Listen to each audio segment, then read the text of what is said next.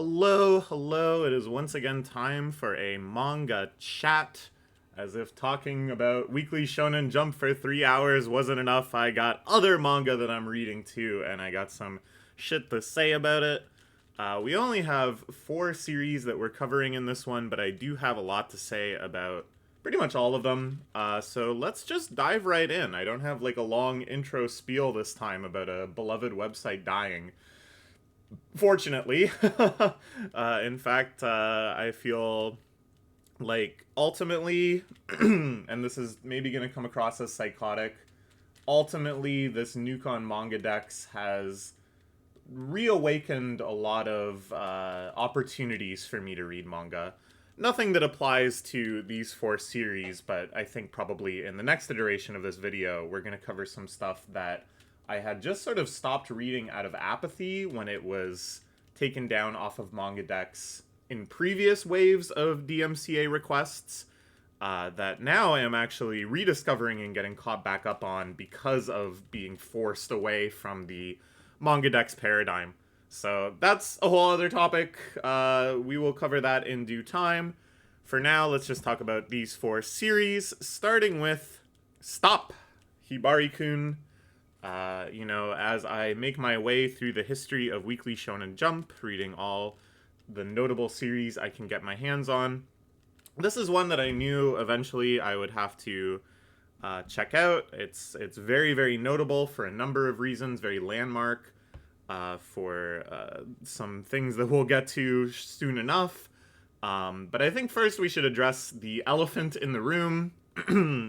That is to say, Hibari-kun himself or herself or what? Yes, the premise of this series is that the titular Hibari-kun featured here is in fact a cross-dressing boy. And apparently this came to the author in a bolt of inspiration, where he was trying to come up with ideas after his last serialization ended. It was just kind of doodling character designs and stuff. Drew Hibari and instantly said to himself, that's a boy. And the rest of the series just sort of blossomed and emerged from there. Okay, so the elephant in the room is, of course, I am a trans person. Surprise, I don't know if you knew that. I'm a trans woman. And stories like this that are about gender identity and how you present and how you dress and how you want people to refer to you and what gender you want people to assume you are and all of these other questions may make you wonder, for a manga that was written in the early 80s, is this good trans representation? Is this something I am happy with, or that I identify with, or that I think overall advances the causes and rights of trans people? Well, I think that's an interesting question, and that's a much larger question than just talking about this one particular series. And I think it's a good opportunity to just kind of talk about, in general, what does good representation mean. And I'm always putting this in quotes because, again, I think this term is pretty nebulous and definitely means different things to different people.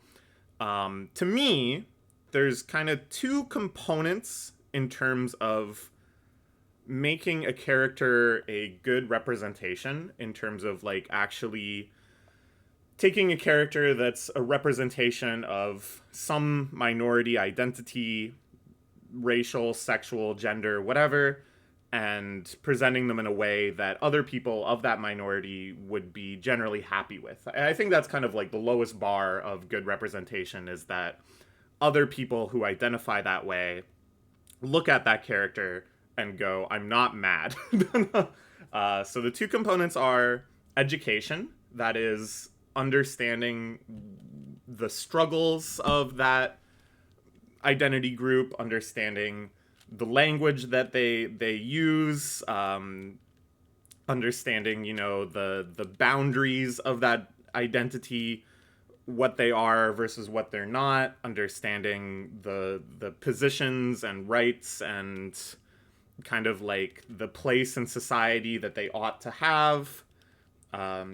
Like understanding how their deservingness of rights is contextualized within greater struggles of rights.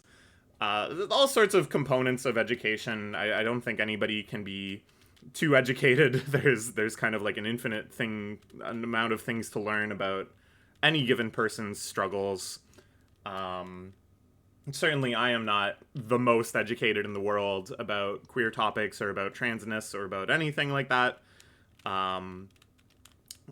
The other component is empathy.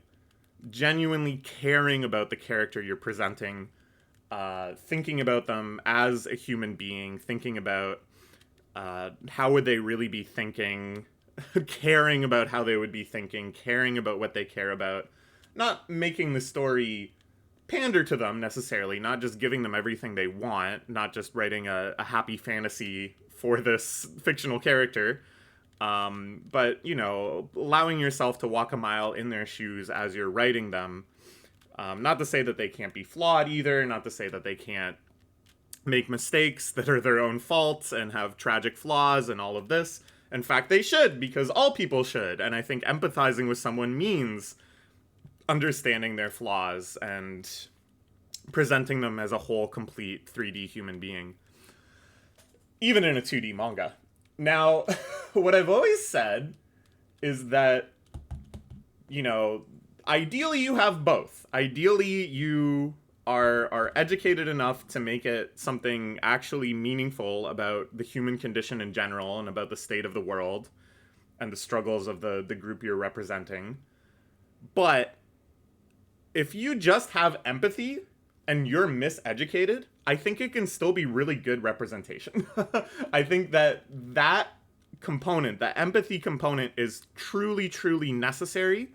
Whereas the education component, you can absolutely be as well educated as you possibly could get. You could have a degree in this. You could be reading all of the latest medical journals and all of the latest op-eds from trans people and everything, and still write horrible representation, still write trans characters that are insulting and embarrassing and painful to read for trans people.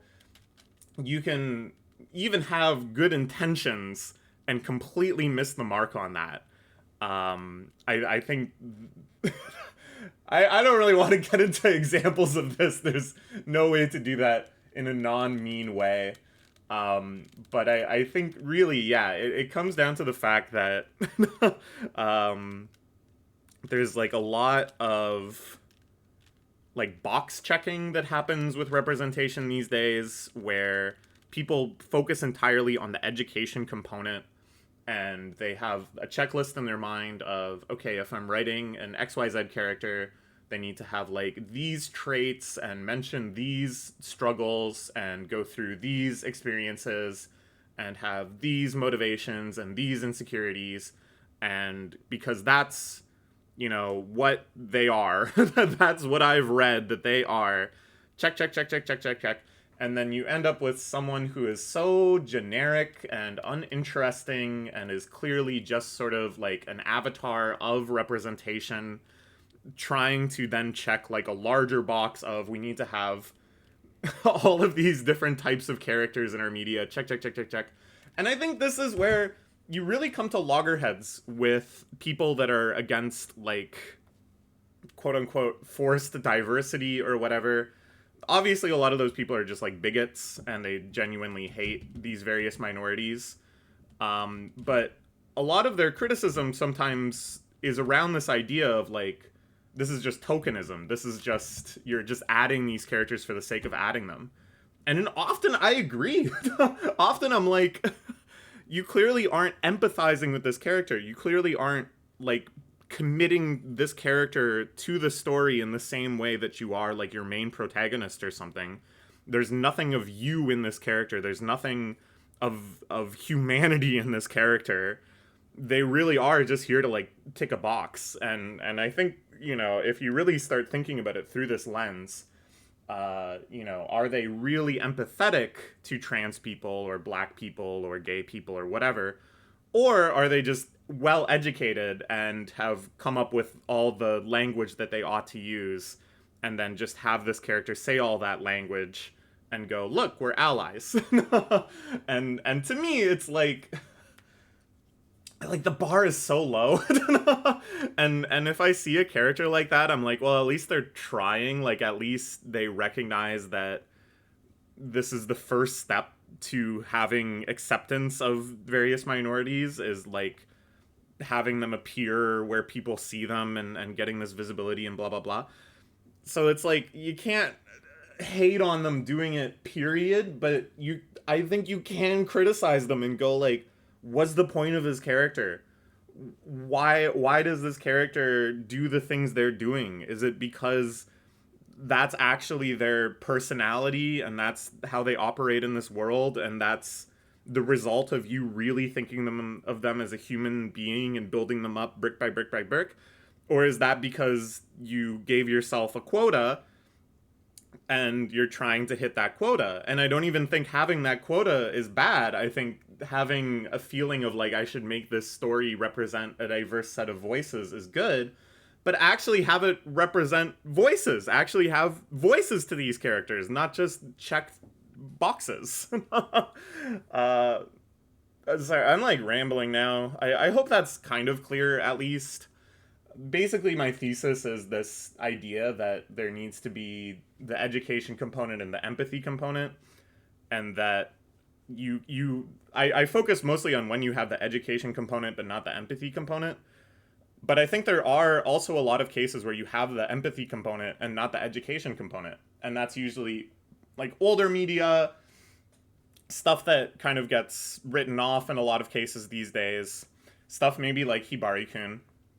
By the way, before we move on to the actual manga that this chat is meant to be about, I'll just say, though, this is my general feeling for, like, representation of ideology in general. Not just, like, in terms of identity, but in terms of, like, politics, let's say. I don't expect everybody to be as educated about politics as me.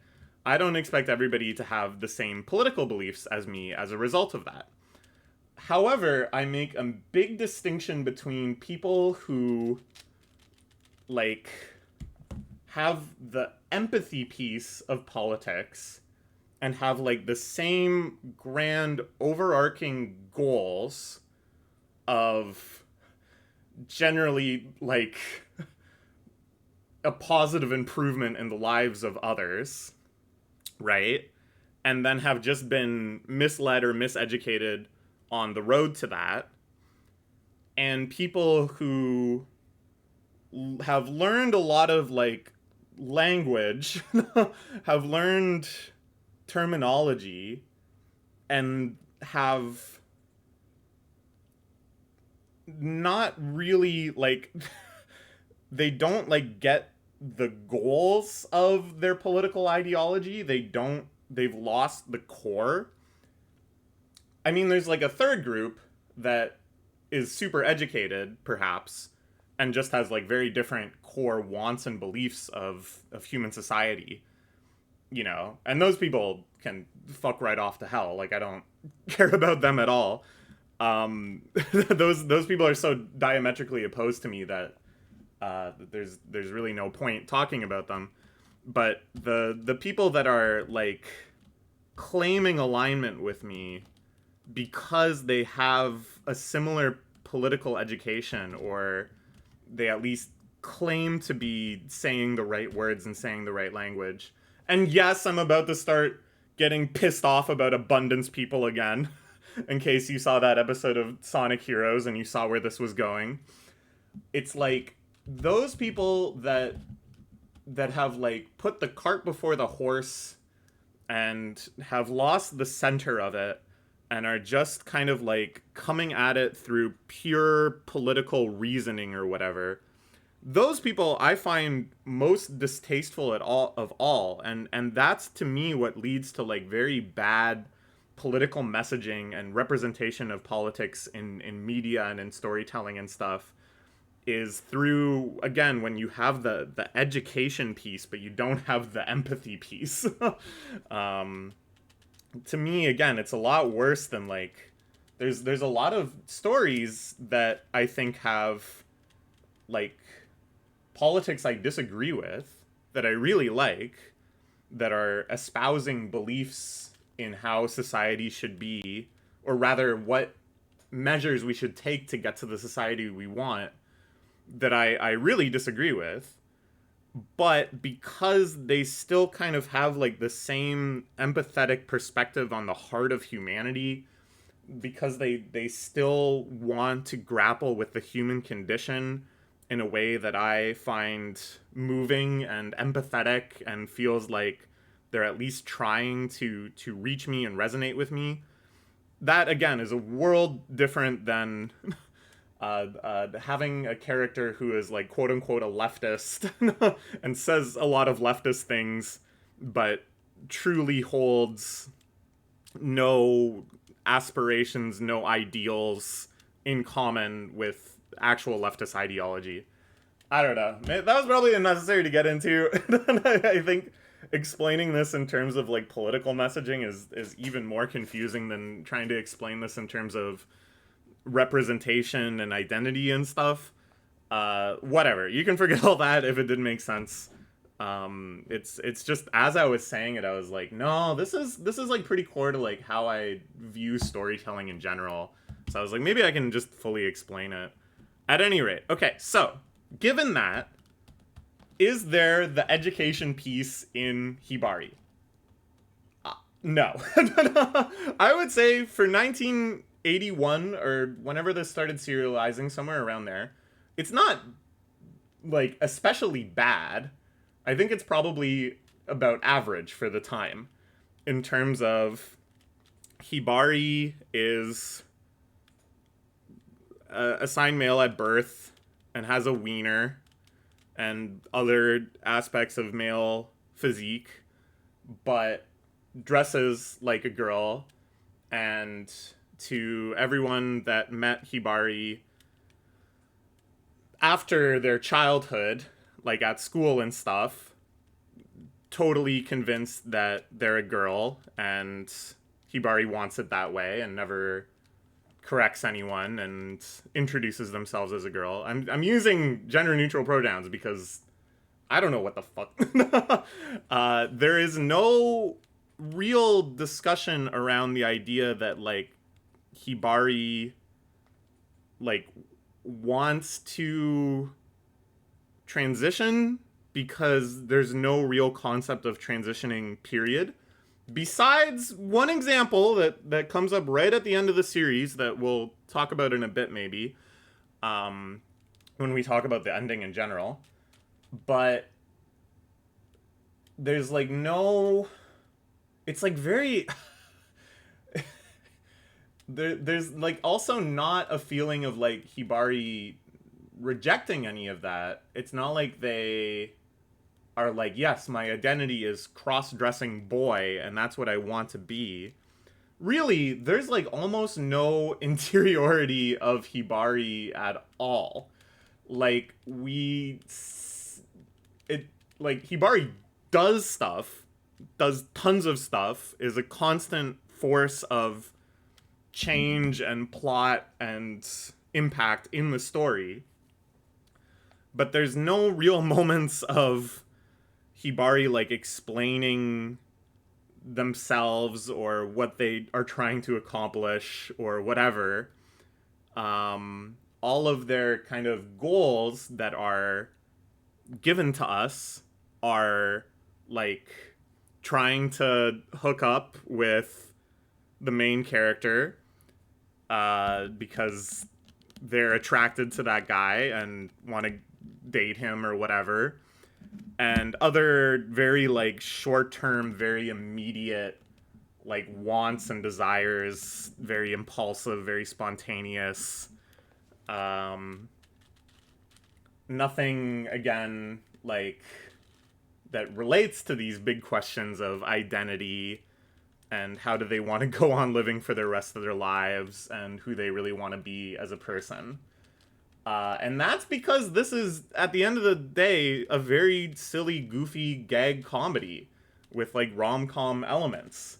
It is not really meant to be any sort of, like, philosophical treatise. It's not meant to be like an introspective, deep series about one's identity or whatever.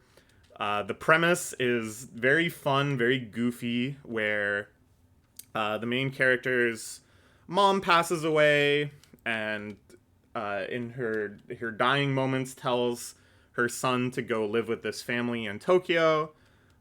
He shows up. It turns out this is a Yakuza family, a pretty big deal in Tokyo. They have 3 daughters and Hibari-kun in the question mark category. So that adds an additional layer of chaos because the patriarch of the family really wants a male heir to take over duties as like the Don of this Yakuza family. But of course, Hibari, to all outside appearances, is a girl. And how the hell is he gonna reconcile that? So it's like he's always trying to berate and convince and make Hibari start acting masculine again. And it's kind of clever because, like,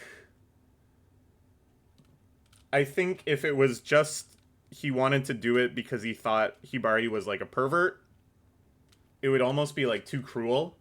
Not that they don't call Hibari a pervert, not that that's like probably the most common way that Hibari's cross-dressing is described, is as like a perversion, which again, the education piece is not there. That's not how you would describe it.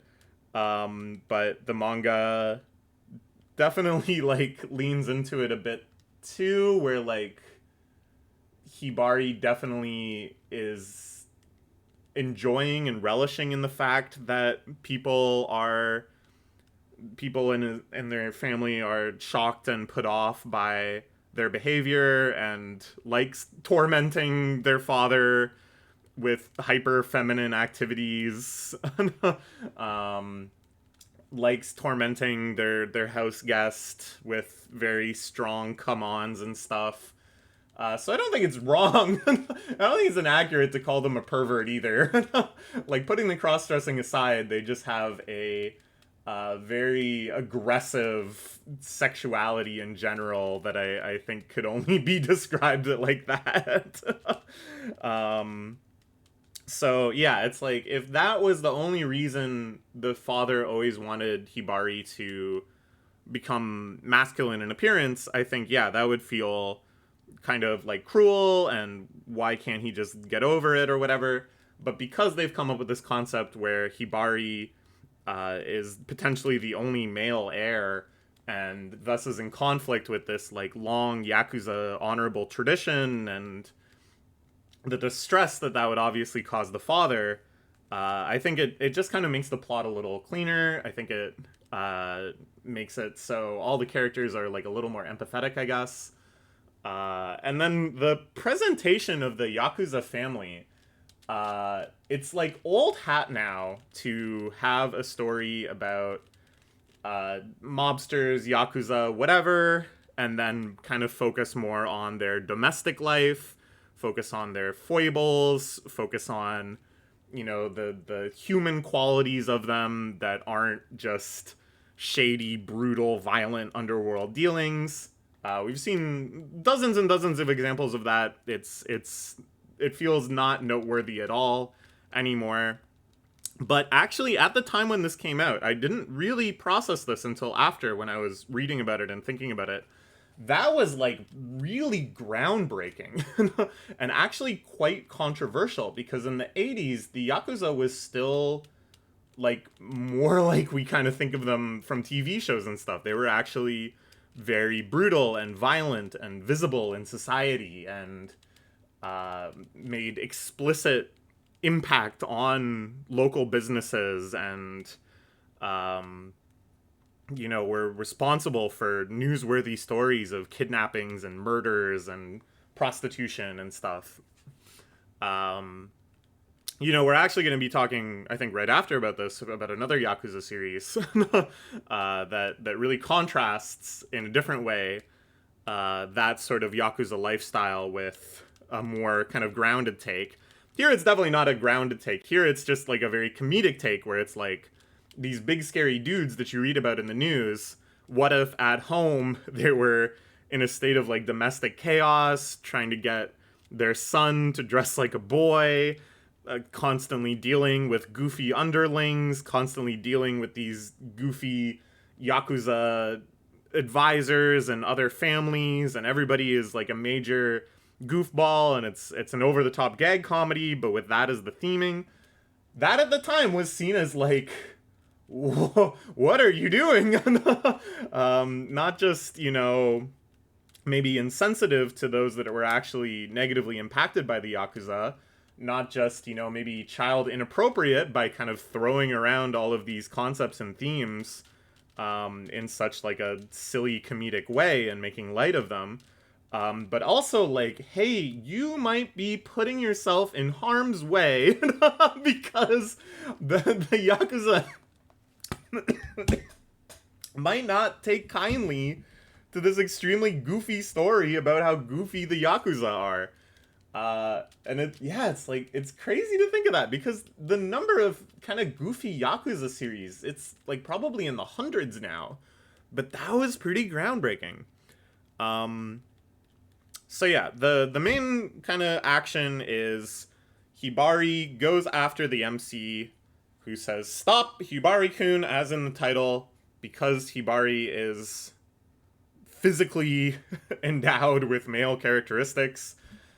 He doesn't want any sort of physical romantic relationship with Hibari, but at the same time is so charmed by Hibari's cuteness and femininity and their kind of charming, relentless horniness that he starts to waver and stumble and has fantasies of Hibari with woman body parts and has fantasies of them living together as a married couple and has fantasies of them in bed together, and basically just is driven to near insanity by this situation.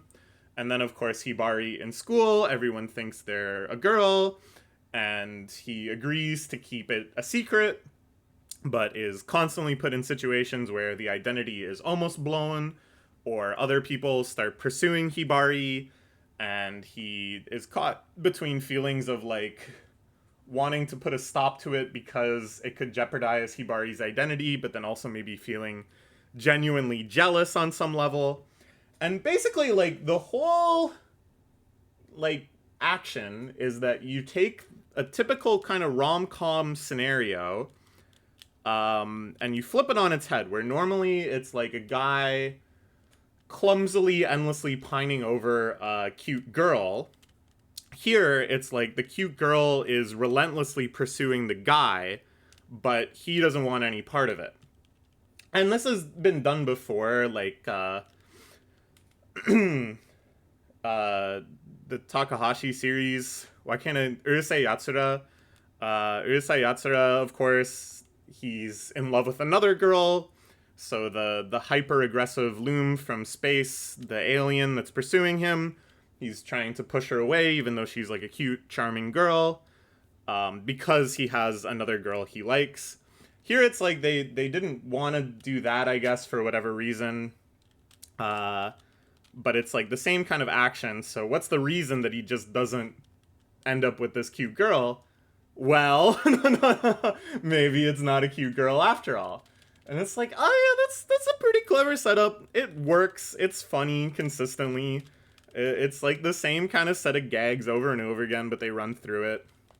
But like, honestly, like, because this whole secret penis thing is kind of like slotted into these standard rom-com structures, and because, as I said, it is just a goofy gag comedy where it never really addresses on any substantial level these things. I don't really think it's like landmark in having this character. I don't really think it actually made that big a difference that Hibari was a boy in terms of the long arc of representation in Japan or anything. I might be wrong. Maybe I'm underestimating it. But to me, the bigger impact was like this weird goofyification of the Yakuza, and then also the fashion sense for Japanese girls. And this is like one of the strangest outcomes, I think, that the series could have had.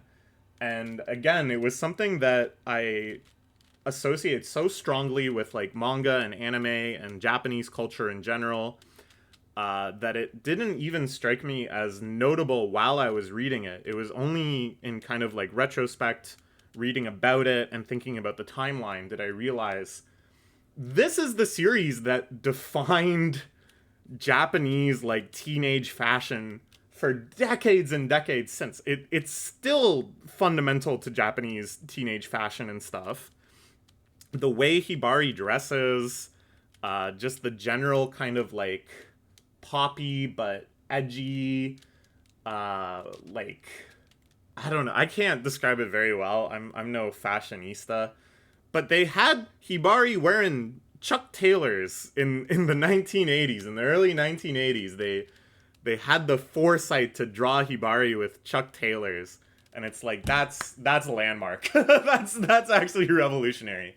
And what's interesting is that I think it kind of reveals the power in some sense of manga in general, and the idea of like a manga writer can create a world like from the outside.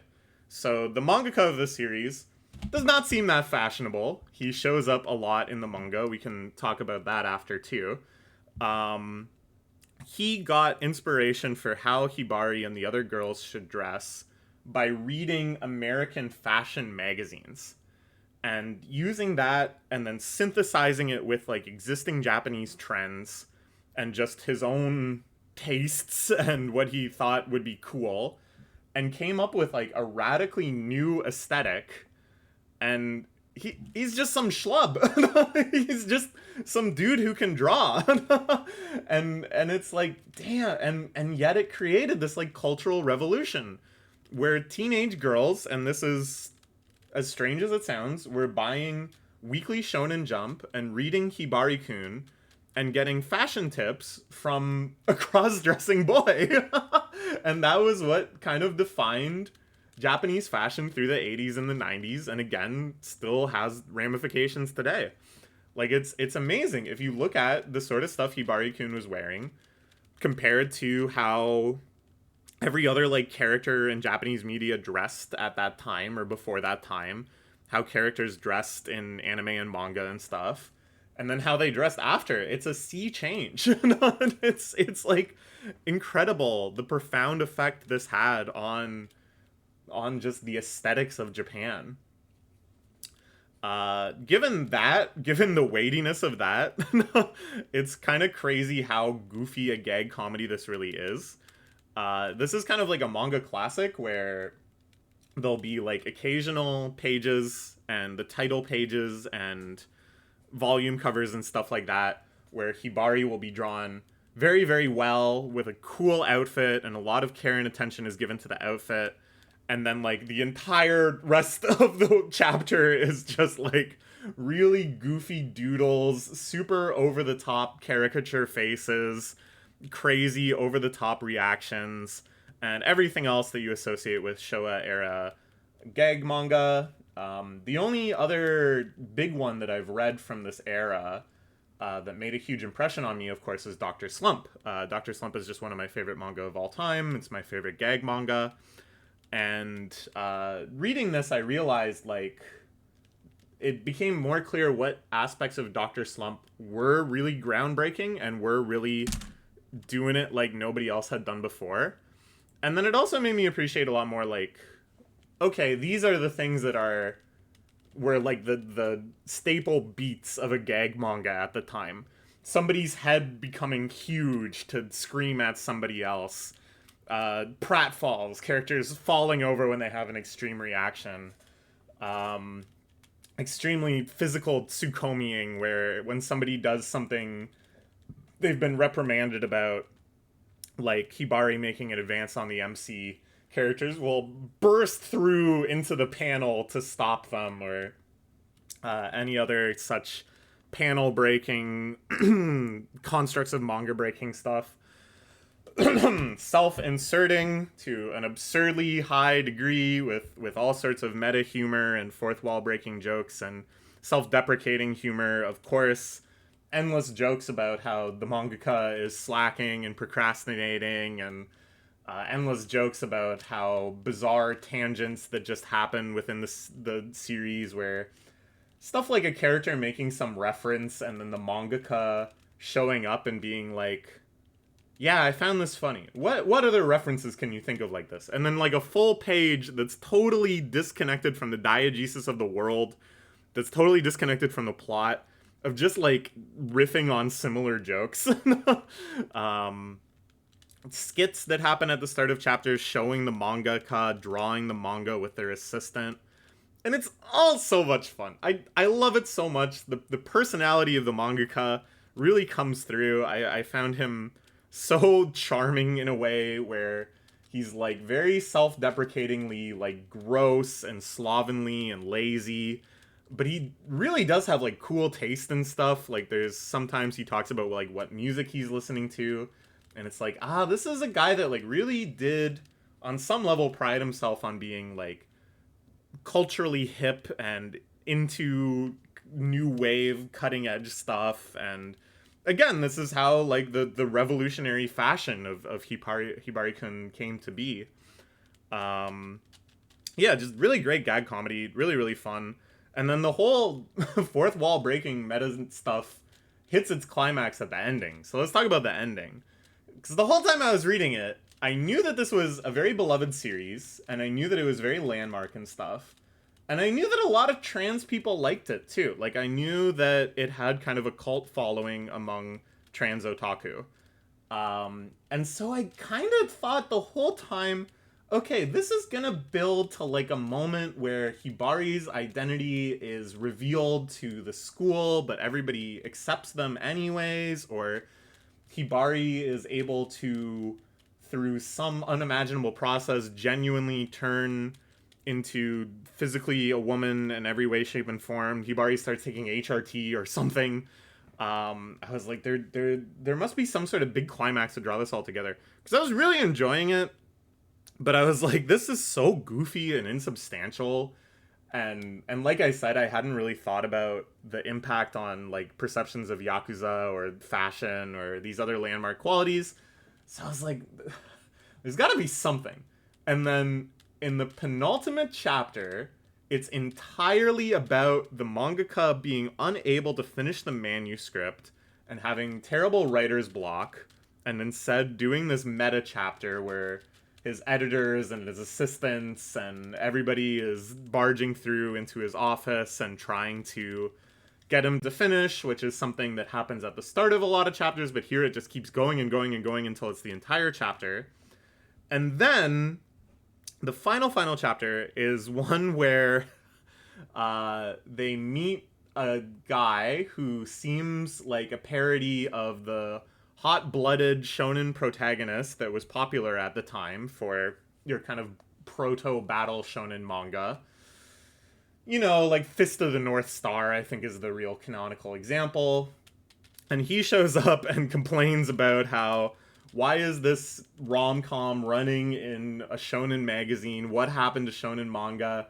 Where's the hot-bloodedness? Where's the fighting? Which is interesting, because a big plotline in this series is that the main character's in a boxing club, and there's, like, boxing scenes and chapters and stuff, and a Tomorrow's Joe parody kind of thing happening, but whatever. And then, he's complaining about this should be a hot-blooded masculine action manga. And then they find out that this character is a cross-dressing girl. Is like the opposite of Hibari. And this one blew my mind, because nothing like this had been hinted at until the very, very end. They casually mentioned that this character is taking testosterone, is actually undergoing HRT, is actually transitioning, is genuinely trans. And it's kind of set up that there might be some sort of like love triangle or something. I don't know, because it just ends after that. They introduce this character and they suddenly break the seal on this entire idea of like, hey, there's this other thing that's not just cross-dressing that people can do to genuinely change your sex and to do medical things to change your body and to transition. There's this word transition that nobody had mentioned the entire time, and then they just like drop it on you and leave. As it's crazy, and it's like some of that like wasn't in the magazine originally. Like there's an author's afterword about all of this where they basically explain like, yeah, that meta chapter was like real. Like I basically just hit the wall. I had no real other ideas. I had no ambition to continue the series. I just wanted to quit, and that's why it ended right after that. And then this last chapter was like partially run and jump, and then some stuff was added later, but like not that much later. So it's really mysterious, like where this idea of the F to M character just kind of like burst out of nowhere.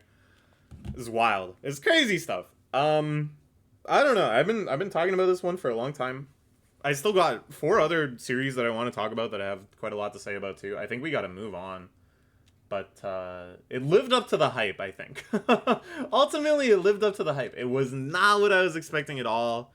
Its role in manga history, I did not really truly understand until I read it and I read about it.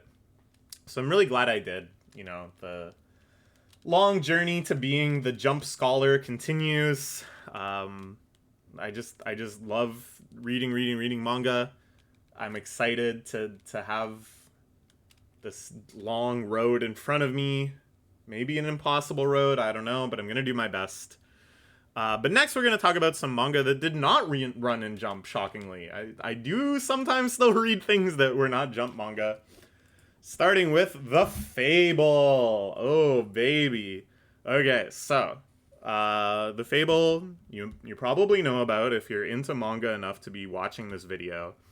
It's very, very beloved and noteworthy among kind of manga fans in the West. I think it was one of the highest rated series on Mangadex, like a high 9 or something. It shows up all the time in people's like top manga lists and stuff. Now it's getting a localization, which is cool. It got an anime, which I heard kind of sucked, but whatever. It was one for the real manga heads anyways. And it's a series that because of all of this, I've been aware of for a long time.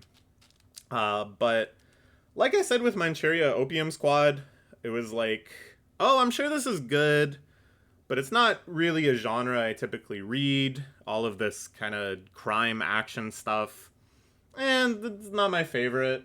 I'll probably get to it eventually because I know it's good and I know I'll probably like it, but I'm just not eager. And so with Manchuria Opium Squad, I ended up reading it, of course, because of this manga club thing we're doing, and had a great time. And the internet friend who had proposed that and got everybody reading it was talking to me about it after, and he was like, oh, well, you've read The Fable, of course. I think he had assumed that I read it, which I find kind of flattering. That I ought to have read it given all the other manga I've read, basically. And I was like, no, I haven't. And he was like, oh, you gotta read it. And I was like, oh, yeah, I'll get it to it at some point. Yeah, it's like on my list. And he's like, no. You really should read it. So I was like, okay. And after getting caught up on Manchuria Opium Squad, I found myself kind of hankering for more of this kind of crime action, for more of this underworld intrigue manga. So I was like, yeah, maybe this is the time to tackle it. And, oh, man. It's so good, dude.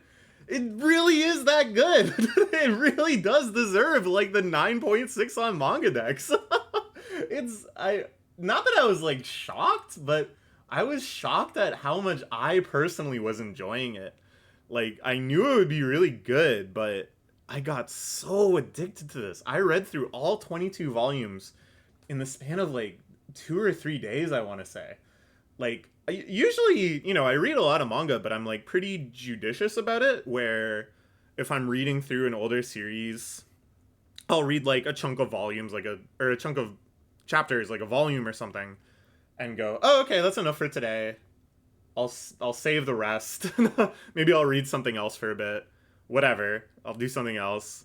But here it was like I would read like 5 volumes and then just be like, I want to keep reading. But then I'd have like something to do. I was like at my boyfriend's house and I'd been reading it on the train ride over.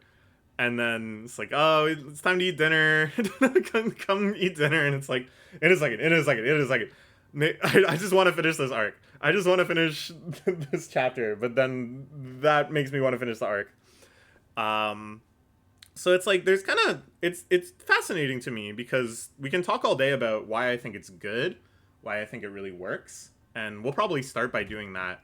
But I think almost a separate phenomenon that I really want to understand is why was it so addictive to me personally? Why did I find it just so endlessly readable and entertaining that I never ever wanted to stop reading it? Where I think in other circumstances, were it not for like the responsibilities of my life, if I was, back being a D-Gen university student or something, I probably could have read this whole thing in one night. Like I think I just never would have wanted to stop. But yeah, so this is, like I said, another Yakuza type story. It's about our titular hitman, the Fable, part of an organization where everyone is sort of referred to as the Fable. They themselves do not call themselves the Fable. They don't really even like that nickname, but it's what stuck. And they are just like the most elite, shadowy assassin organization out there. Totally decentralized, working for a small group of clients, and employing these super elite, super untouchable hitman, like our titular character here, and like Yoko, his driver, who's also a very capable hit woman, I guess, herself. So that's the setup. We find out that this guy is like a savant of killing, but their boss tells them, hey, you've been, if anything, too good at this. We've been knocking out all sorts of clients. Clearly, we're building a reputation. People are talking in hushed tones about the Fable. And that's not good. We need to stay, like, totally off the grid. So we're just gonna, like, shut down operations for a year. And you guys have to go live a totally normal life in Osaka for a year. Don't kill anybody. No violence. No association with the underworld. Just lay low and let's give time for our reputation to simmer down. And you're probably thinking, if you didn't already know this premise, I've heard that before. It's like, I think the number of stories about assassins and hitmen or other kind of underworld figures trying to live normal lives and integrate into society and like the comedic juxtaposition and stuff of that, I think they outnumber now just stories about Hitman and stuff doing Hitman things. And honestly, when I was getting into it and I realized that was the premise, I was like, oh, that's it, huh? I was a little underwhelmed, to be honest. But I think what makes it cool is that despite that, it is still very much an underworld story. Because, of course, this commitment to try to stay out of underworld business, to not do anything shady for a year, does not pan out like that. First off, they've been relocated into Osaka with the guidance of the head of local Osaka Yakuza family, who had been in contact with the Fable and had employed them in the past, and agrees, as a return the favor kind of thing, to set these two up, to give them fake backstories, to give them a place to live, and to just kind of look out for them and make sure nothing crazy happens. But, of course, this is not a goal that everyone in that Yakuza family is totally aligned on. When people find out who they actually are, some people are fascinated and kind of idolize them and think that's so cool, real-life hitman.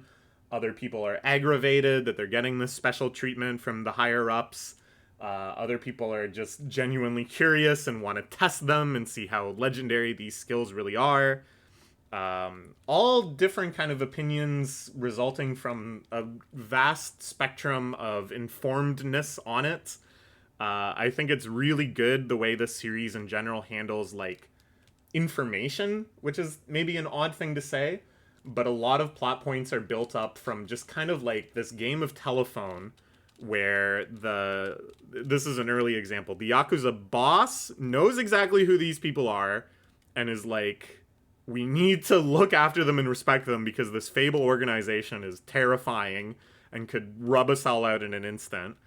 And that gets kind of translated to the captain, to the first officer kind of person, as like, hey, I can't tell you why, but these guys are really, really important. Give them everything they want and leave them alone.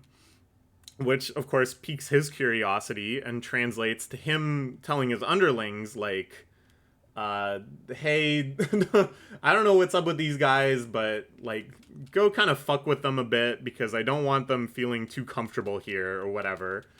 And then the underling guys have really no clue what's happening. None of the, like, reputation has trickled down to them. They just think this is, like, some random dude. They don't know that he's even getting like special privilege or whatever. And then this leads to a lot of chaos. And it's kind of like a classic, almost Shakespearean or Frasier in kind of jumbled hierarchy of understanding of the situation. Because of course, Akira, our hitman, also doesn't have any clue what's going on. He's only really had contact with the Yakuza boss. And so by the time this like chain of losing information has made it down to the level where it impacts him again, he also thinks these are just like random ass mooks. he has no clue why they're showing up and harassing him.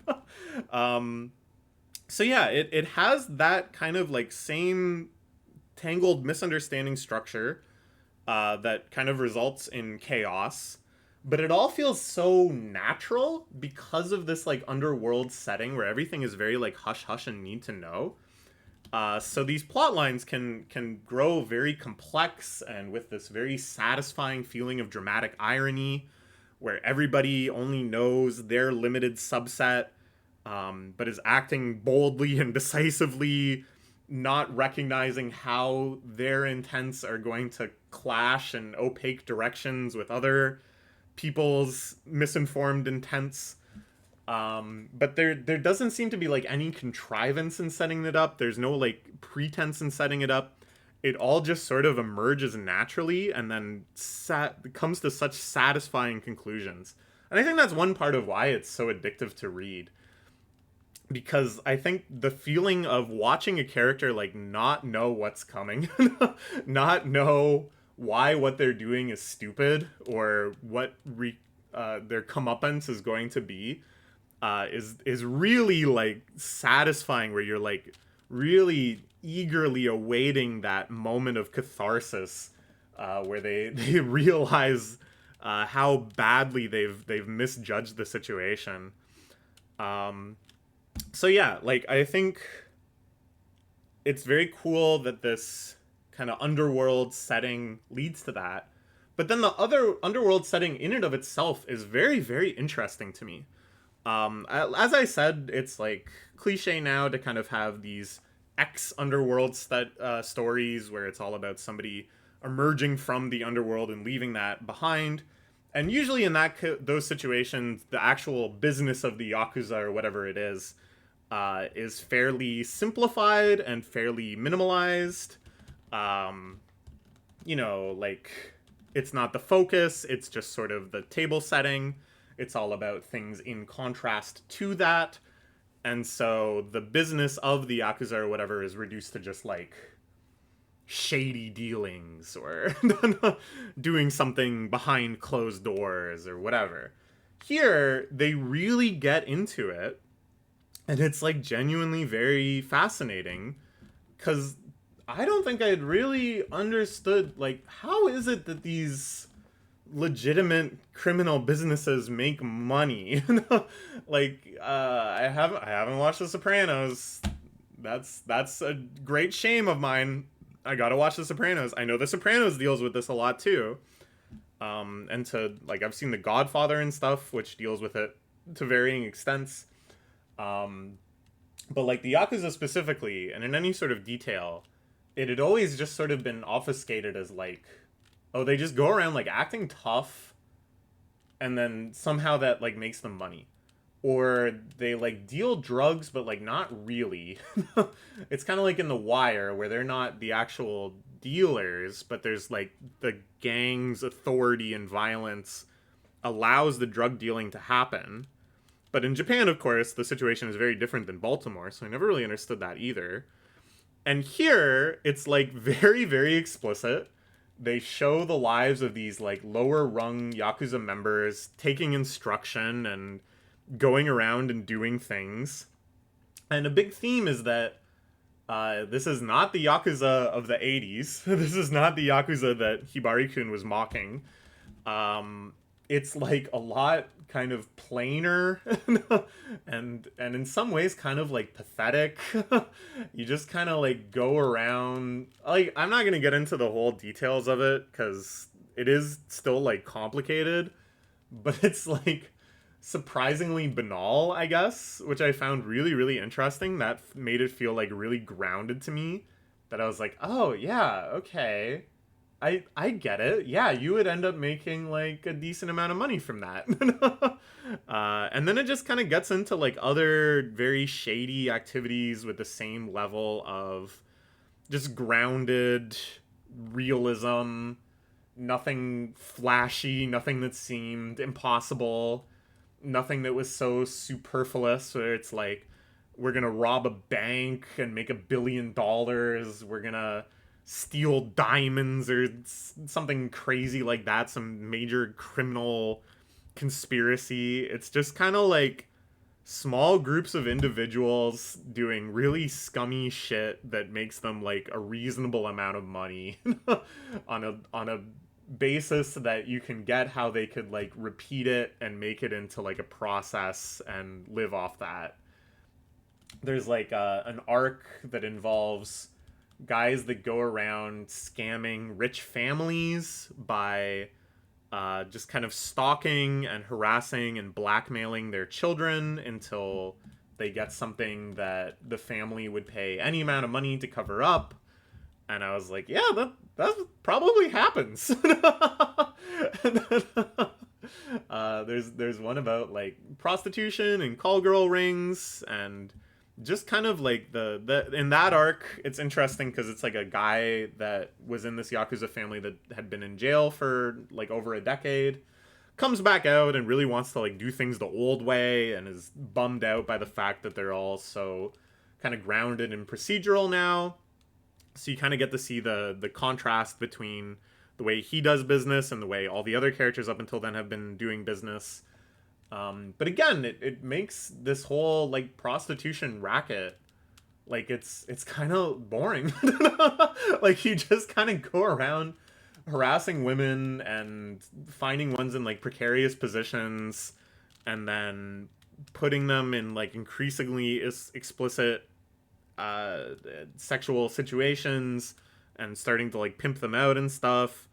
And there's no like glamour in it at all. Not that I really thought there would be. Glamour is like, but like, it's just so shockingly like business, you know? But in a way that's like more interesting, I think, than if it was like action packed. And I think it's cool because they make those elements so grounded and so cut and dry that then the human stories that build upon it feel more grounded themselves. So, for example, this arc where they're trying to sell women into prostitution, like I said, it's all seems very, very plausible. You see how this would actually go. And then one of the main characters of the series starts getting caught up in it, that she in the past had done softcore pornography, And they know this, and they try to take advantage of it to blackmail her and take advantage of her financial desperation. And it's all the more like painful and tense, and you're like, these miserable fucking bastards, because it's not something crazy, because it's not something that feels impossible, because you can so easily imagine how this sequence of events would have played out, and how brutal and cruel it is for them to be like twisting the knife and like trying to get her to submit in this situation. And then of course that fuels your feeling of like, these motherfuckers don't know who they're messing with. Vengeance is going to come for them. This freaking idiotic wannabe gangster wants it to be back in the Showa era, wants to settle shit with violence. Alright, you're gonna get your violence, motherfucker. And it's just this constant like snowballing feeling where you're like fascinated by the process, and then you feel devastated when the process starts coming home and kind of encroaching on the characters you really care about. And then you just start trembling in anticipation of the catharsis when our boy Akira comes to settle the score. I think, like, tonally, too, it strikes a really good balance, because it does get to these situations that are, like, very, very intense, and it feels kind of life or death. And you really, really care about the outcome because you've become emotionally invested, and you're also just really locked in on this tangled web of misunderstandings, and you're just so eagerly awaiting when all of that becomes unthreaded and the truth reveals itself fully. But it never gets like heavy, which is odd to say, even though the subject matter is so brutal at times. And I think that's because of the real X factor in this series, which is Akira himself, the main character. I've been thinking a lot lately that, like, perhaps the biggest determinant in how much I like a manga, like, what really separates the top echelon of manga for me from, like, anything else, is how consistently just entertained and excited am I to see the main character do, like, anything. I was thinking about this reading Sket Dance, that, like, Sket Dance has a lot going for it. I really enjoyed it overall. But, like, maybe 40% of my enjoyment was because of how much I liked Boss-san as a character. That I just was really eager to see him do anything, for him to just show up in any chapter. And it's the same with Akira. He's so good. Because he's this, like, super assassin savant. He's physically capable of, like, anything. He's got, like, cheat code level capabilities in all these areas of violence. But he's, like, so alienated and stupid about the rest of the world. But not, like, to an absurd degree. Like, he's not like an alien where he doesn't, like, know what things are or whatever. Like, I think that would just be tedious. Like, he understands the way the world works, but at the level of, like, a 10-year-old. And he's so, like, rudimentary and naive about so many things.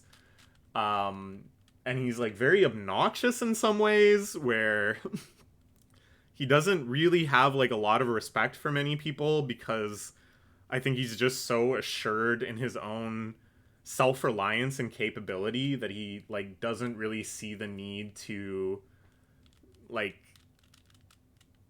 accept the help of anyone. He doesn't see the need to rely on anybody for anything, at least at first.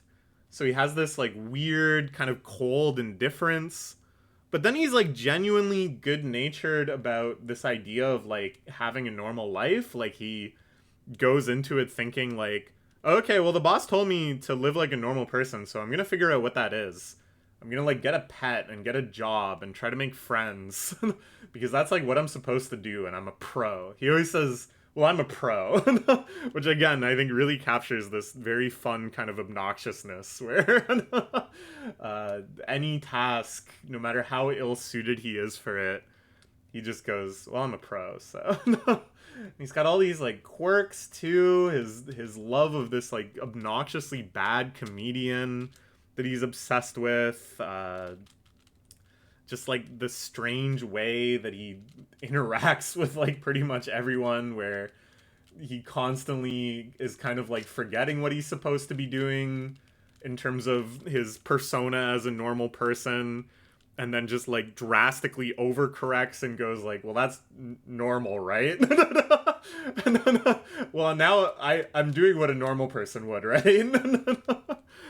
He's so fascinating. He's so funny. I loved every single scene with him in it. And then I think, yeah, like when you're getting to these moments of like intense tension where all of these different plot points are starting to constrict one another, and all of these misunderstandings are about to ignite this powder keg, I never didn't have faith in him. It's very clearly written that as soon as he becomes like aware of the problem and he decides to take action, his action will succeed. And you might think that that would be like a tension deflator, but it really isn't. It's just sort of like a mood lightener where you're like assured a happy ending, at least in some kind of local maxima. You're assured that the things that you are most concerned about are not going to come to pass, that Akira will in fact save the day, even though sometimes he's not really sure why he's saving the day or what the actual extent of the situation is. You just know that it's the will of the series that Akira is going to get the outcomes he wants. The other way that it kind of operates through this is that even though this is a story of Yakuza dealings and assassinations and secret societies and all this stuff, it's really mostly about Akira's life. And so they'll have these like crazy elaborate arcs, but then they'll seamlessly shift gears into a small arc about Akira and one of the Yakuza cronies that really looks up to him. They head off into the wilderness so Akira can kind of stay sharp on his survival instincts. As a kid, he was left in the wilderness to fend for himself all the time. And it's a really wonderful arc. It's beautiful at times. Getting into like the experience of being in nature. There's a crazy part where they fight a bear. It's really, really funny at times. And it has like none of the tension and the complication and the awaiting catharsis and the misunderstandings of the main arcs. They just kind of throw that all aside. But it doesn't feel weird. It doesn't feel like a juxtaposition at all. It doesn't feel like we're not in the same series or anything like that, because you have the through line of Akira's character. And it just feels so natural to go from a whole sequence of chapters where he's squaring off against this rival assassin, and all of these plot points are being brought to bear, and it's super intense. And then it's just like, oh, they're having a Christmas party. And because his attitude is so consistent, because the humor around him is so consistent, because he's having these long arcs of growth, and he's so genuinely undisturbed by things that, like, both of those were just like another day in his life, equally important in a way. The reader, too, kind of experiences them as equally important. In the story, they are equally important. It's all this one kind of smooth, flowing experience. And I think that, more than anything, is why it was so addictive to read. Like, you'd get to the end of the arc, and it didn't really feel like the end of the arc, because you just wanted to see what Akira was going to do next. You just wanted to see... you know, what drawings is he gonna submit for his job? That's another thing I love. He gets a job as an illustrator. He has these like shockingly childlike drawings because he can't visualize stuff all that well, and he has no clue what anything looks like. And he draws like a 10-year-old or something, and he's just always going. Well, I stayed up all night trying to draw Santa Claus because I'm a pro. I think these are my top 5. Oh, it's so great. And it's just like he just had finished, I don't remember what arc led into the Christmas arc, but like wiping out some real bad dudes, getting entangled and disentangled in the business of the Yakuza, and then just going like, well, I'm a pro, so I drew all these Santa Clauses. Oh man, it's so good. Oh, I just want to reread it already. I can't praise it too highly. I don't know. I have so much else to say about it too. Like my mind is just racing with aspects of it I liked. It's the same as Manchurian Opium Squad as well, where the like morality of the series is like indifferent in a funny, fun way. I don't know how to like. I can't remember how I put it with Manchurian Opium Squad exactly, but like almost everyone in the series is kind of a bad person, and like I said, the Yakuza business they're doing, although like shockingly mundane and bureaucratic, is bad. That it is putting people through shit that they shouldn't be and taking advantage of people and doing unscrupulous things. But it's like there's never really a conversation about that. It's just kind of the way things are. And because of that, there's like no real like friction to it. I think that's quite interesting too. And again, like just such a breath of fresh air, I think, compared to other series that I think would go out of their way to try to moralize about that. Here it's just like Akira has like a feeling of like, oh, maybe killing people is wrong. and that does come to fruition. That does play a role in the story, like his shifting understanding of his work and the underworld and all of that. But it's never belabored. It never feels like the manga itself is trying to make some moral argument about how to live. It's just a character study. For all of these, it's just a character study. A lot of the Yakuza act like pieces of shit, but they're still kind of in the role of protagonists, and you're still kind of cheering for them because in the character arc, these things are not that abhorrent. They're just abhorrent in like objective reality, but in terms of the actual reading of the plot, they're just there as like neutral events. And yet at other times, characters definitely are shown like crossing lines, and we're meant to think of them as more abhorrent, and we're meant to root for them to get their comeuppances. And it doesn't feel like those two things are in conflict. Like something about it is just so smooth, so frictionless, because they never spend time morally grandstanding. They never spend time trying to make some objective declaration about the condition of humanity or something. Instead, it's just, again, like character arcs, character moments to build some up as sympathetic and to build some up as abominable. So good. I'm already reading part 2. I thought, well, I'll take a break. I'll read some other stuff. I'll come to part 2 and part 3 eventually. But no, I really did want to read more, and my internet buddy was encouraging me. So now I'm like a couple volumes into part 2. That, of course, will be covered in another manga chat. We still got other ones to talk about here, man. I'm talking way too much about these freaking series. Okay, next is Drifting Dragons. This was our monthly manga club selection for June. I got caught up with it through the course of June. I really enjoyed it. I would say this is like the most Dungeon Meshi-like manga I've ever read that wasn't Dungeon Meshi. It debuted in the year that Dungeon Meshi won the Kono Manga ga Sugoi award. So to me, it's very clear that the author was a fan and wanted to make something that kind of had the same... I don't even know how to describe exactly what makes it so similar. I think it's just sort of like the grounding of the world building. So the premise of this series is that it's a fantasy world that's quite like our own, circa maybe the late 1800s, early 1900s.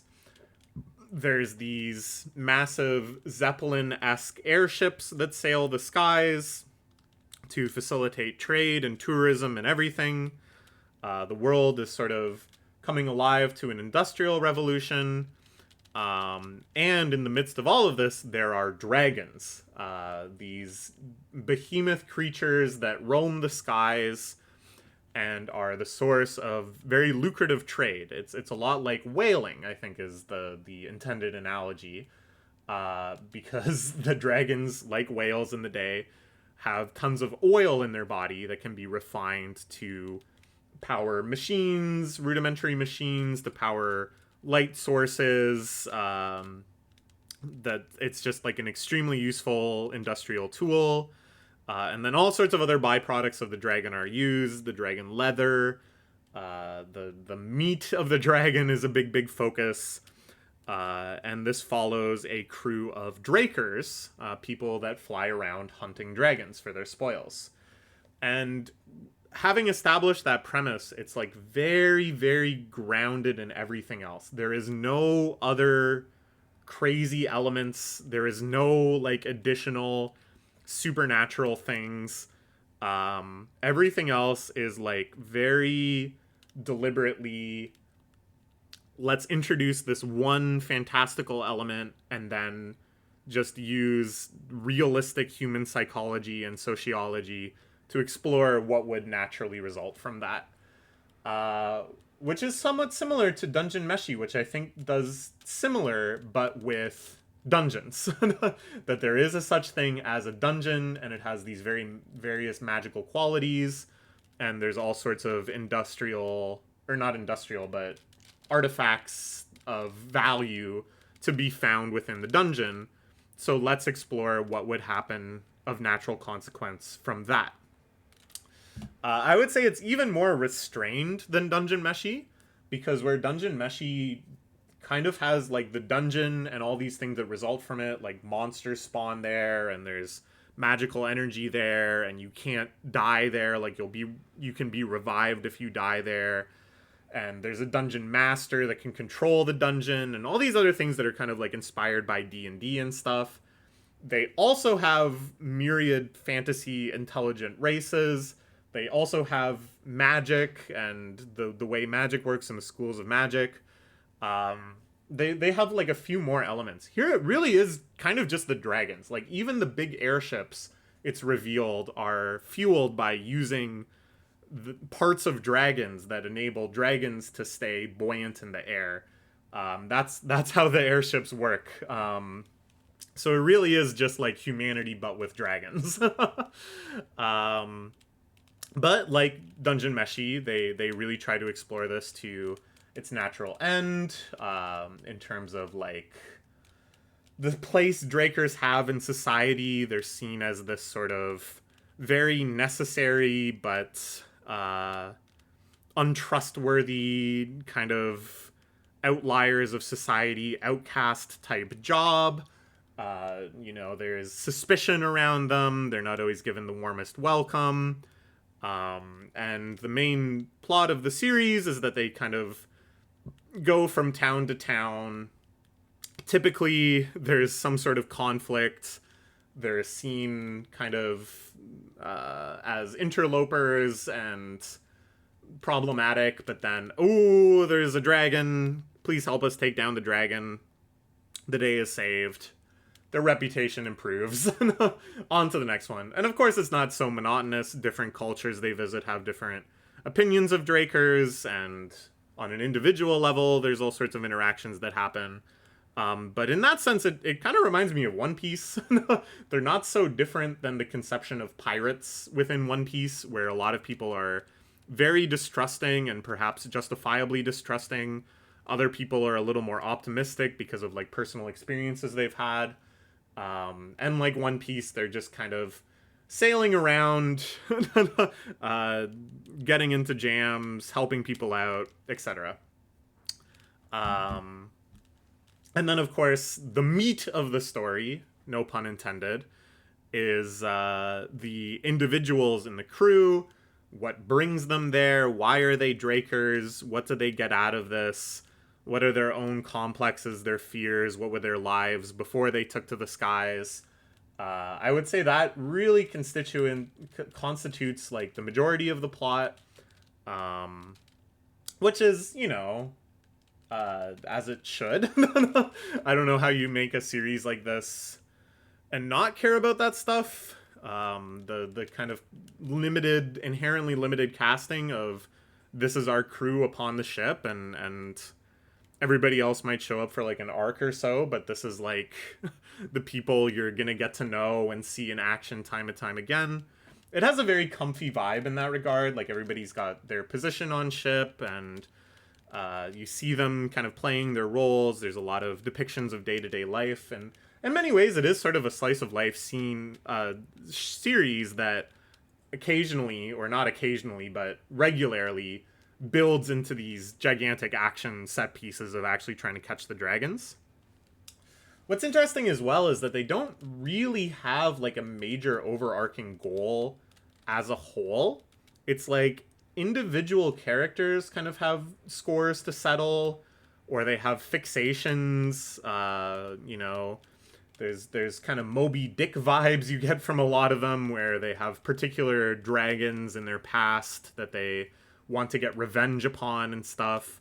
But there's no One Piece in this. There's no ultimate dragon that they're trying to take down. There's no final destination that they're trying to reach.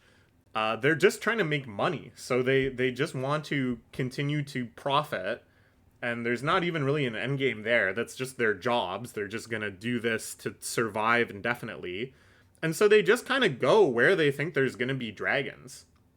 They're drifting. They're drifting alongside the dragons.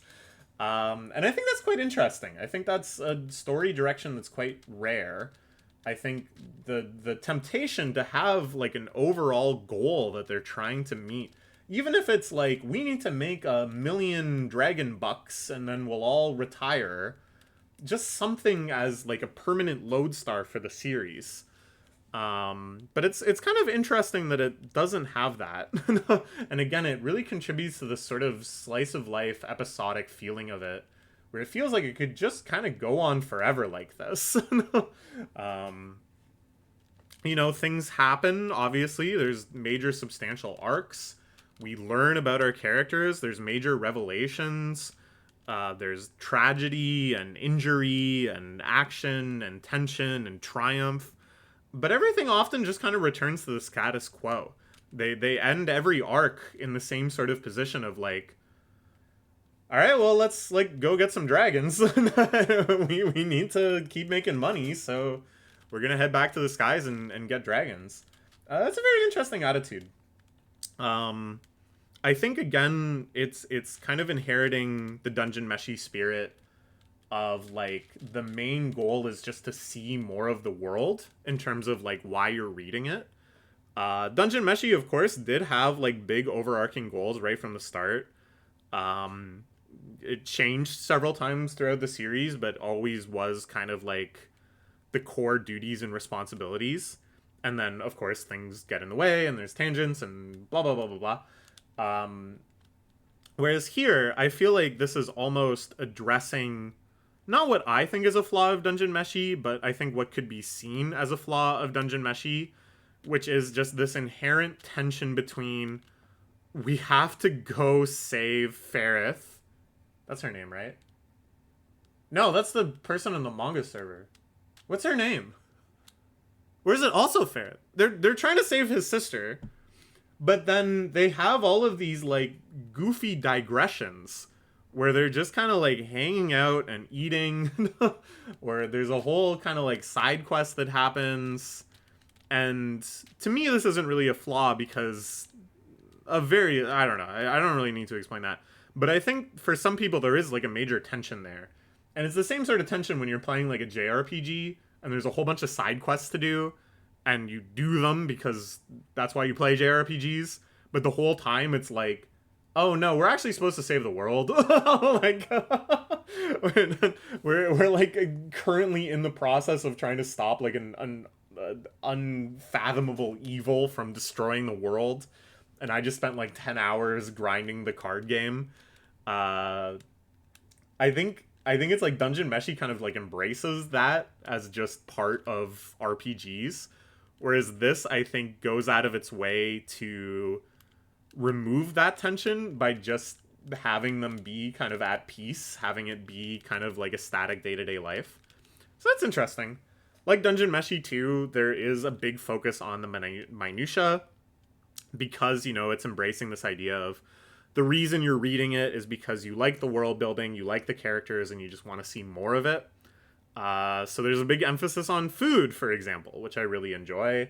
All the different dishes that can be made from dragons, the different cuisines, the different regions they visit have. Most of them kind of paying homage to real world cuisine, but with dragons.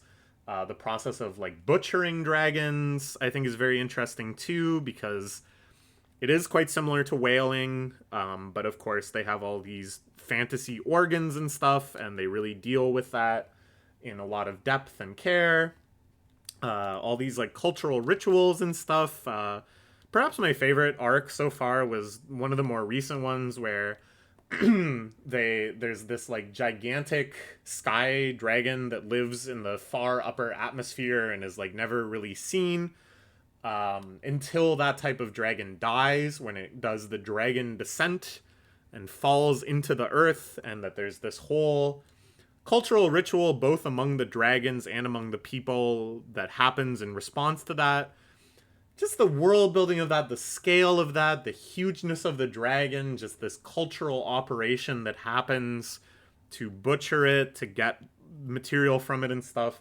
I was enthralled. It really felt like watching like a anthropological documentary or something, but for a fantasy people. And it's like, yeah, that's fun. That's fun.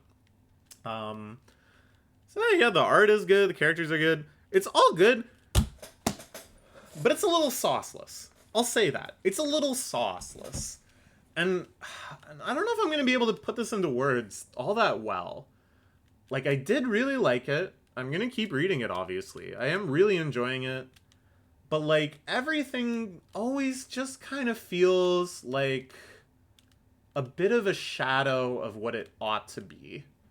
It never really fully hits the full version of stuff. Or not that often. There are some moments that I found really moving, really transcendent. Often kind of like the sentimental stuff. There's an arc about one of our main characters, Mika. His whole thing is that he is obsessed with eating dragons. There's a running kind of punctuation type scene where every time they see a dragon, he goes, looks tasty. There's an arc about his former comrade, who's now this very injured old man who can't go to the skies anymore. The climax of that I found very moving. I teared up. But most of the time, it's kind of like it goes through the motions, but it's not like quite there. I think because there is just this sense of like always returning to the status quo, always kind of moving back into like the slice of life mode, always putting them in a position where it's like, okay, now we're just off on the next adventure, and not like anything massively consequential had happened. Because, that whole thing with Mika, it's like a powerful moment for him. He gets this catharsis of finally reuniting with this guy and having closure, and it's very beautiful, very sublime, very affecting. But then it very much is like, all right, on to the next one. In a way that, I don't know. It's like, or for another example, we find out that one of the main characters, her backstory is that she was like the illegitimate child of a royal family, and she finds out that the country she's from has been embroiled in a civil war as the result of like fallout from the royal family and blah blah blah blah blah. she goes back because she wants to like try to help make peace in the situation. And then of course there's a big dragon involved, and our crew shows up to try to get her back, and blah blah blah blah blah. Whole big adventure. Not bad. I think a solid arc. And then it just ends happy. Everything goes well. The Civil War ends, and she just goes along with the crew again. And it's like interesting to contrast that with like the One Piece Alabasta arc, which has sort of a similar premise, that the royal family and a rebel faction are involved in a civil war. You can say Crocodile is sort of like the dragon, this like kind of instigator of chaos that makes it hard for any sort of reconciliation to happen. But I mean, owing partially to the fact that it's like probably 10 times as long as the arc in Drifting Dragons, it's way more impactful, I think. It's way more affecting. It builds to such an emotional climax. Like, you really care about the Civil War. You really care about people on both sides of it. You really feel so pissed off at Crocodile about the tragedy that is like tearing this nation asunder. And then Vivi stays behind at the end. She stays behind to try to continue to fix the country, because like they've ended the Civil War, but there's still so much shit going wrong. Like, it's still the country's still in a mess. And it just feels like a lot more like grounded and impactful, and like really thinking about how devastating you're making these events. Here they have like a big civil war, and then they just have like a big party, and then she's like, see ya. Y'all can take care of yourselves now, right? And they're like, yep. And we're just kind of meant to think like, oh, I guess it's all good there now. And it feels like flat. It feels like, for the amount of richness they put into kind of like the cultural world building, for all of the richness they put into like these character stories and stuff, and all of these little moments of showing the world, these kind of like big stories that they tell feel sauceless. They feel kind of inconsequential in the end. Like, it's like they've got such a rich foundation, and then they just kind of build like a shoddy little shack, and they're like, there's your story. I don't know. I'm not trying to be too harsh. Like, I really do enjoy it. But it always just kind of felt like something was off. Like, it just kind of felt like it just wants to be Dungeon Meshi, or it's sort of like One Piece, but there's just kind of like a muscle missing or something. But anyways, still really good. Enjoy it. Makes me hungry. Let's talk about the last series. We're getting there. I gotta go do stuff soon too. I'm going to Gommel today, baby. Happy July 4th. I got the day off work because I work for an American company, and it's time to go celebrate by going to the big Canadian Melee tournament. Oh, baby. Anyways, the last series I want to talk about is Agravity Boys. So I'd read a couple non-Jump series. I was like, gotta get back on the weekly Shonen Jump grind. I had this on my list of ones to read. I genuinely don't remember why. I assume somebody mentioned it at some point and it stuck with me, or I read about the premise and it stuck with me, or something. But I had put it on this long list of Jump titles that I want to get to sooner than later. And I was like, alright, let's read this one. It's a gag comedy with a sci-fi setting about these four guys in the middle here. Wait. No. This guy, this guy, this guy, and this guy. There's other characters interspersed, but four of these are the main characters. They're sent from Earth on this mission to colonize another planet. Colonize another planet. But as soon as they leave, Earth blows itself up in a massive nuclear war. And so they're the only surviving humans, and they're all boys. So they cannot repopulate the human species. They land on this planet, and it's like totally idyllic. But they don't really know what to do. And then this godlike figure over here, the higher being, shows up and starts messing with them. By his own admission, he just finds humans very funny and finds their reactions funny. And much of the early series is just the higher being challenging them and putting them through ordeals and giving them weird opportunities and stuff. And it's very goofy, very silly. Occasionally it kind of tangles with like sci-fi concepts, but more just as sort of like window dressing, as just sort of like a theme. And then later another expedition from Earth happens to show up. Our main characters are from the Freedom Federation, which is like an American analogy, and the other characters are from the Northern Alliance, which is like a Russian analogy. And they kind of get along, and there's all these misunderstandings and silliness and goofiness. And I don't know.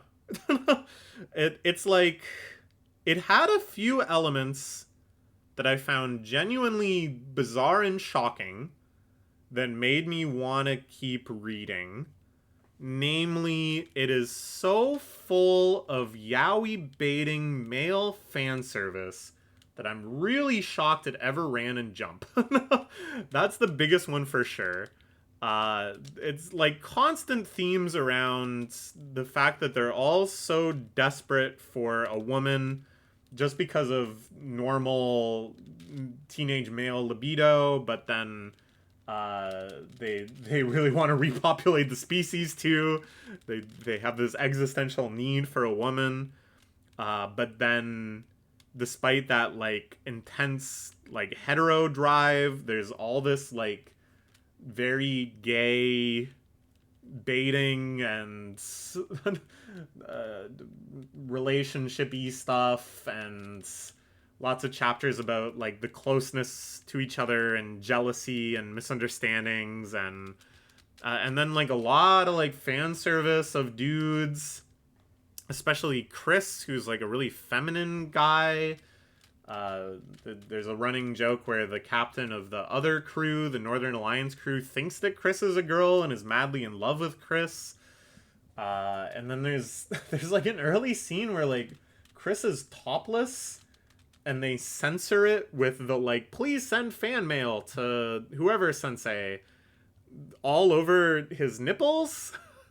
And then they're like, we promise it'll be uncensored in the volume release. And in the volume release, which I was reading, it's obviously not uncensored. And then at the end, they show the uncensored version, but instead it's censored by, thank you so much for all the fan mail. I don't know why you want to see Chris's nipples so badly, blah, blah, blah. It's like really acknowledging this, leaning into it in an explicit way that I really did not expect to see in Jump. I mean, in terms of like overall fan service, it's not the most racy, explicit thing that's ever run in Jump for sure. Jump had To Love Ru, for Christ's sakes. It has Ayakashi Triangle. But that's boobs. That's boobs fan service. The fact that it's dudes fan service is like really vanishingly rare. I can't think of many other situations where that sort of thing is run in Jump. And it's like the nature of fan service that caters to fujoshis is very different than the type of fan service that appeals to hetero teenage boys. I feel like I could do like a whole symposium on fan service the way I've been talking about it lately.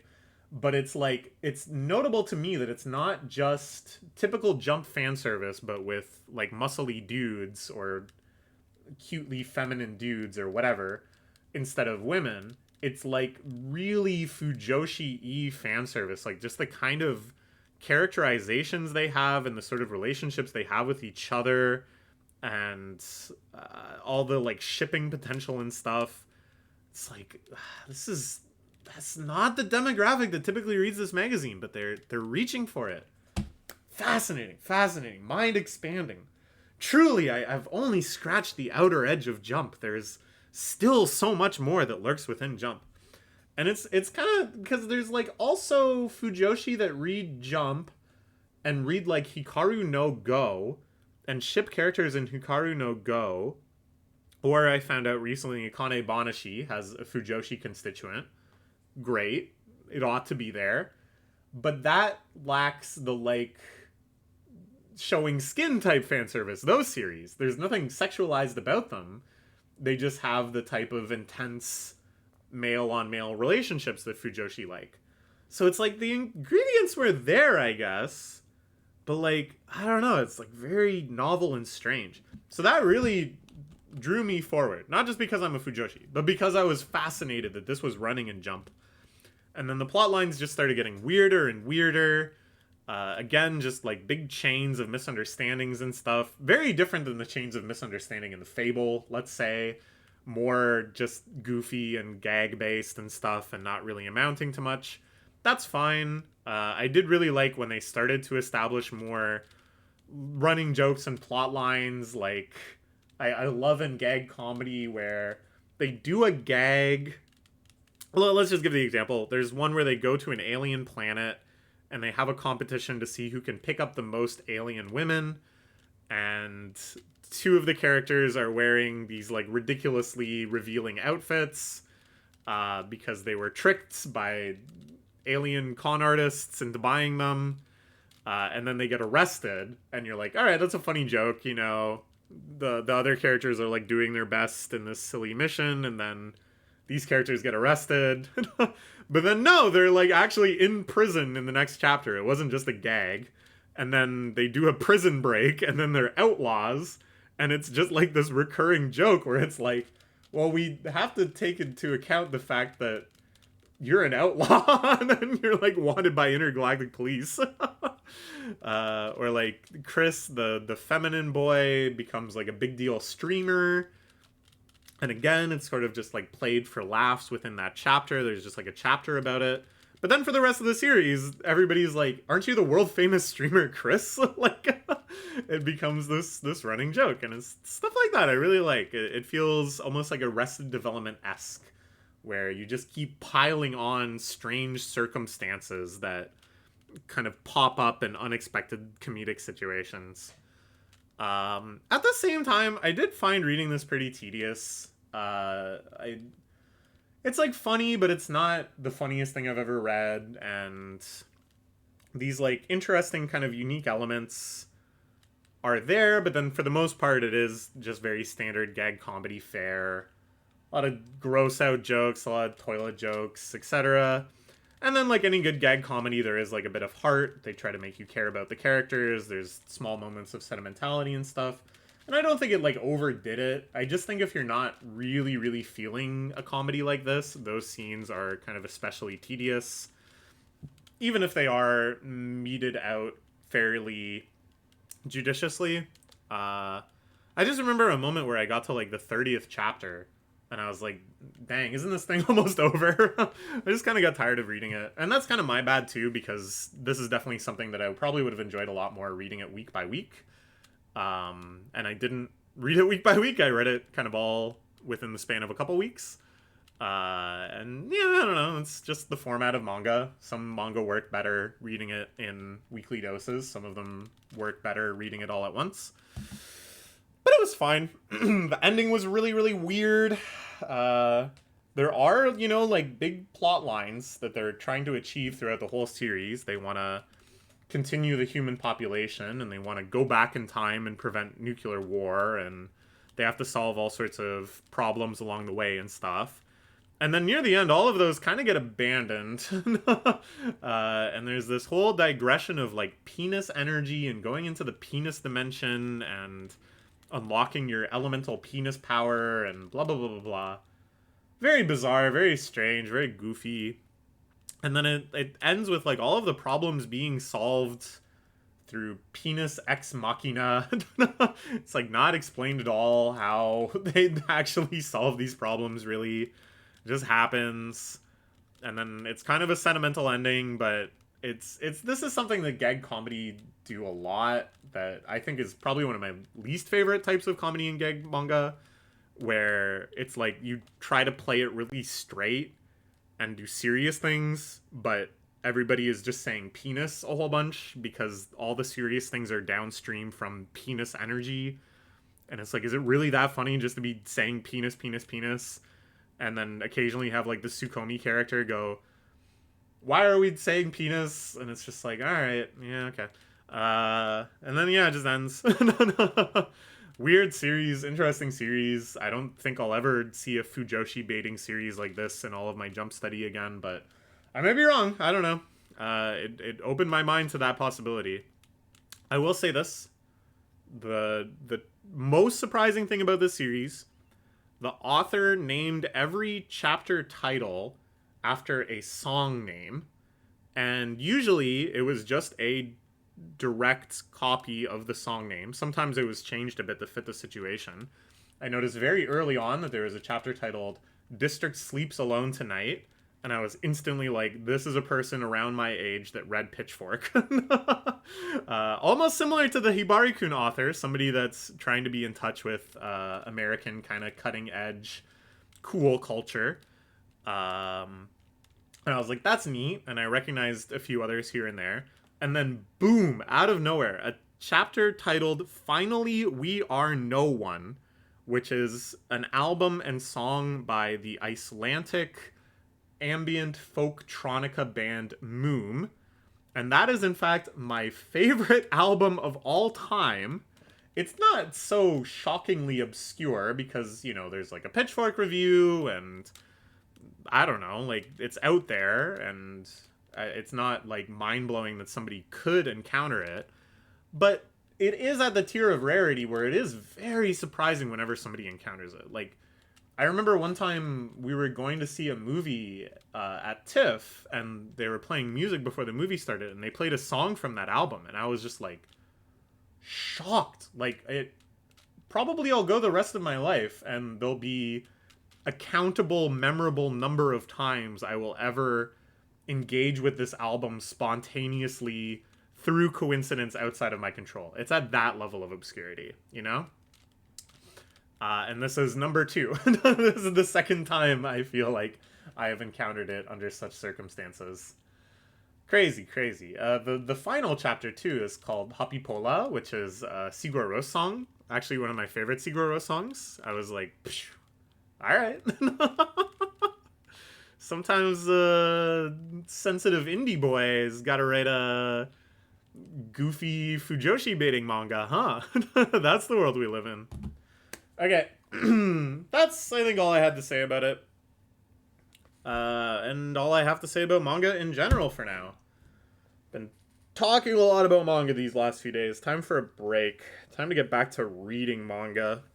Time to play some more Smash Bros, I guess. See ya in the next one. Bye-bye.